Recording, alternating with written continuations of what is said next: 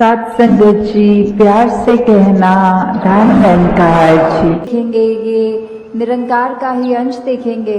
तो फिर ही प्यार होगा, नहीं तो वो पॉसिबल नहीं हो पाता कि अगर हम जैसे यहाँ बैठे हैं किसी का नाम तक भी नहीं जानते, या कोई और अभी कोई दूसरे देश में कोई बैठा होगा जिसको कभी ना मिले हैं ना मिलेंगे, तो कैसे पूरी सृष्टि से ही हम उस तरह प्यार कर सकें। तो वो केवल तभी हो सकता है जब हम ये रचनहार, ये परमात्मा निरंकार से ही प्यार करें। तो अपने आप वो हमारी आंखों के आगे ज्ञान उजाला जब हो जाता है तो सब कोई एक समान दिखता है, फिर वही प्यार आता है। और ये संतों ने भी युगों युगों से ऐसे ही बताया है कि अगर हम जी रहे हैं तो हमें नफरत नहीं करनी, प्यार करना है। और वो प्यार जैसे कबीर जी ने भी कहा है कि 2.5 अक्षर प्रेम के, तो वही बात कि हम अपने सिर्फ आप से तो पहले करें, उससे पहले इस निरंकार प्रभु परमात्मा को देखकर हर एक से वही प्यार एक्सटेंड करें, तभी हर चीज़ और प्यारी लगती है। कि अगर हम कुछ किसी से मिल रहे हैं और वो बिल्कुल एक अजनबी है तो भी उसके लिए मन में पहली फीलिंग ही वो प्यार की आएगी, क्योंकि ये जो परमात्मा ने दिल बनाया है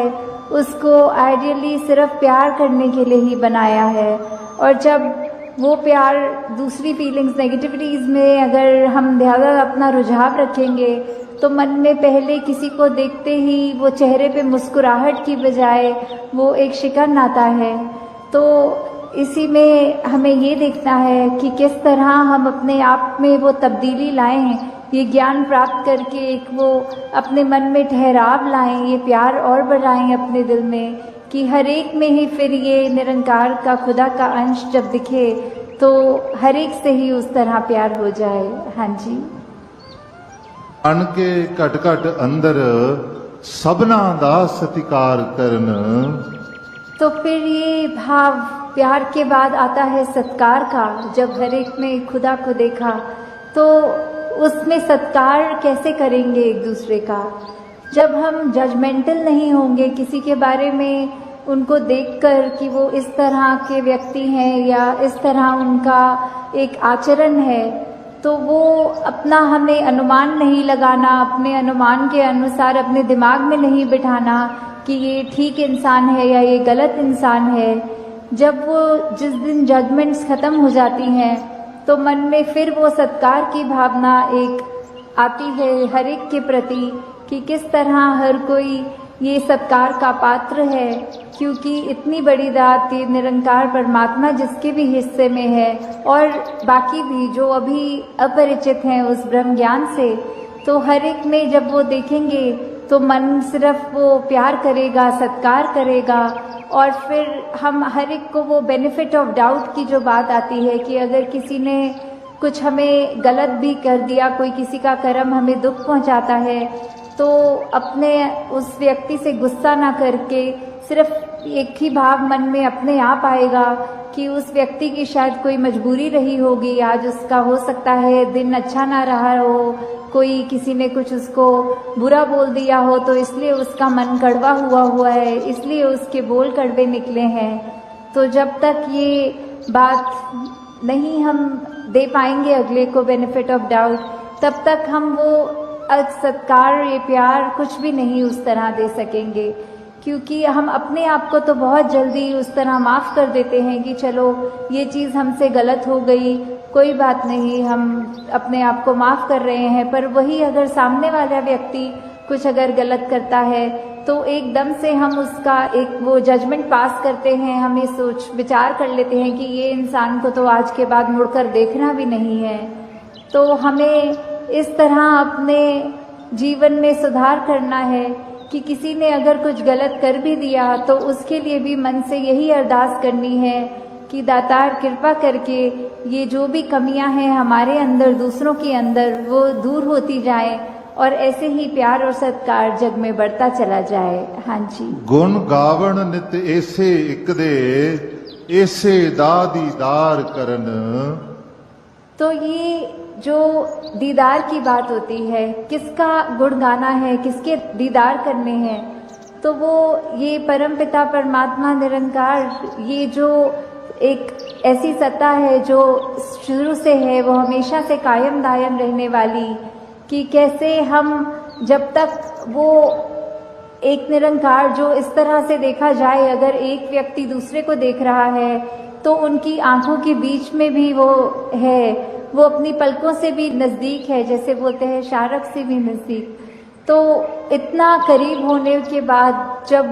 वो अपनी आंखों से नहीं खुद देखा जाता, वो संतों का संग करने के बाद ही ये दात प्राप्त होती है, जो अपने लिए तो सुखदायी होती भी है और हमारे जीवन में वो ऐसा एक हमारा पल पल बना देती है कि हर पल में सिर्फ ये निरंकार प्रभु परमात्मा का शुक्रिया निकलता है हर समय, और वो भाव कि इसी के ही हमेशा गुणगान करने हैं। फिर बाकी चीज़ें लगता है कि है, सबकी इम्पोर्टेंस अपनी है, पर निरंकार से ज़्यादा इम्पोर्टेंट कुछ नहीं, इस परमात्मा से ज़्यादा ज़रूरी कुछ नहीं। हाँ जी, इसे एक दे नाल जोड़ के बेड़ा जग दा पार करन। तो ये बेड़ा जग का, इससे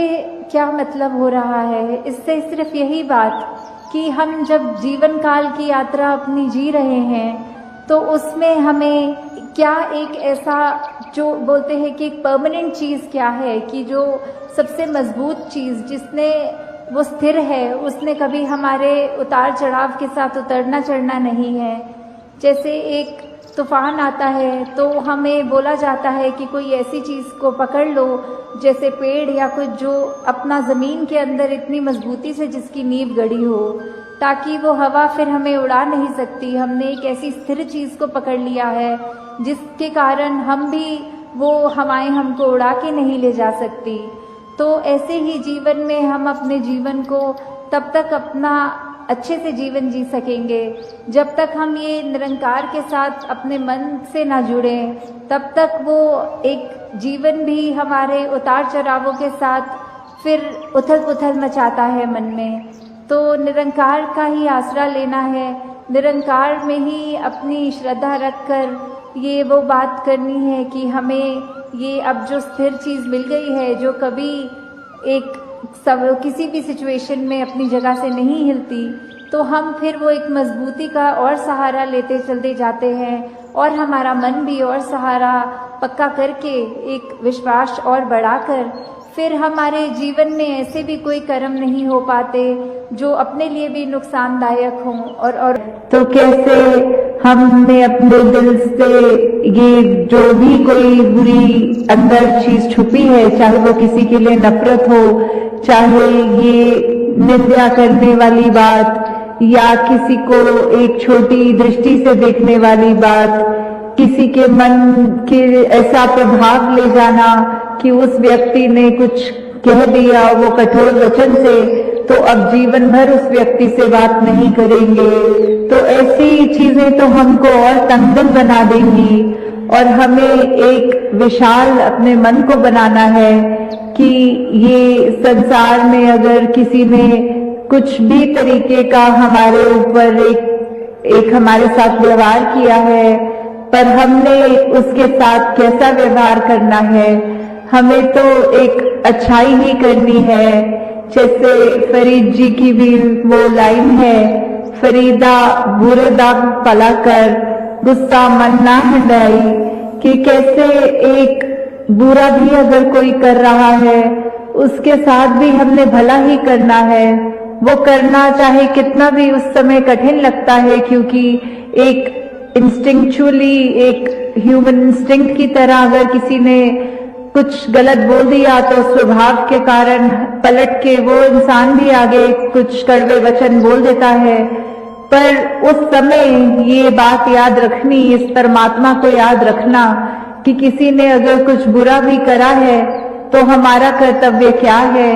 हमने उसके जैसा नहीं बात करनी, हमें अपनी अच्छाई जो हमारे अंदर है उस पर स्टे करना है, उसी को आगे अपने शब्दों से निकालना है। तो उस समय भी चाहे वो कितना भी कठिन हो करना,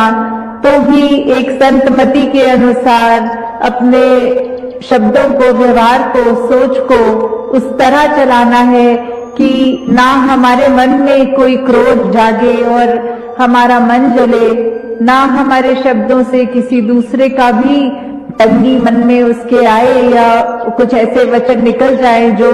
सामने वाले का भी फिर पूरा दिन वही बात सोच सोच कर एक बैठ जाए। तो हमने तो वही कार्य करना है जो संतों ने सिखाया है, किसी को चोट नहीं देनी, किसी को आंसू नहीं देने, हर एक का एक जो भी नेचर है उसको एक्सेप्ट करते हुए कि चाहे हमसे दूसरे सामने वाले का कितना भी एक अलग स्वभाव है तो भी हमने उसके स्वभाव पे ये मानना है कि परमात्मा ने जहाँ इतनी कुदरत की रचना करी, कोई भी चीज दूसरे के जैसे सेम नहीं होती। तो चाहे वही बात कि अगर एक सोना भी है उसको हम चाहें तो अंगूठी बना लें, उसको चाहे तो गले में हार की तरह बना लें और फिर वही हार चाहे तो पिघला के उसकी अंगूठी बना लें। तो है तो बात वही कि जो एसेंस है, जो मेन है आत्मा, वो सभी में है और बस आकार चाहे अलग अलग भी दिखते हों इंसानों के, चाहे वो शारीरिक रूप के आकार अलग या कहाँ से आए हैं, किस जगह का कल्चर लेते हैं, चाहे स्वभाव में वो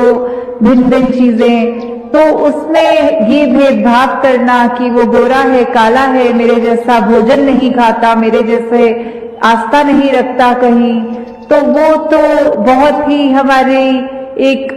छोटी सोच हो जाएगी अगर किसी से नफरत कर ली इन छोटी छोटी वजहों से, क्योंकि आत्मा तो इस परमात्मा का अंश सभी में है। तो उस चीज से उठ के जाति पाति के